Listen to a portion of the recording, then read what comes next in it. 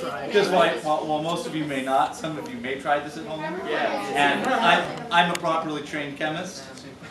I don't think any of you are. I know you try. Like a barbecue, but with no steak. Yeah, I'll give you guys a warning. So that way you don't waste your phone time. I put more in here, so it's going to be a little bit bigger. Nice. Yeah, that was a small one. I've scorched the ceiling before. I think I've been doing about the right amount lately, so that it just does a good fireball.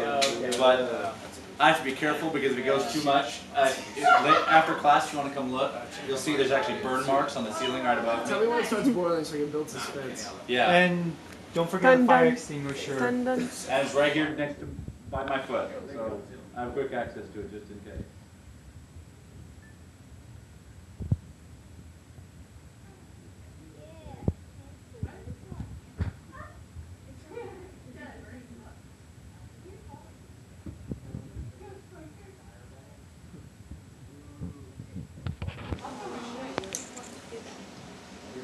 All right, ladies and gentlemen, are you ready? Heck yeah. Tell me when you're ready. Ready. Everyone's ready? Yeah. All right. That's way better if the lights off. And look what it does to the test tube. Huh? Destroys it. I saw it. Hey, did anybody get the picture? Because I didn't. I think we need to. I got a video. I think we need to do it. The graveyard of test tubes.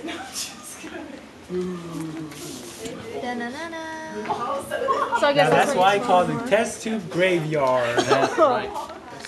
It's super smoky in here. So, ladies and gentlemen, those of you who need to may finish your tests, but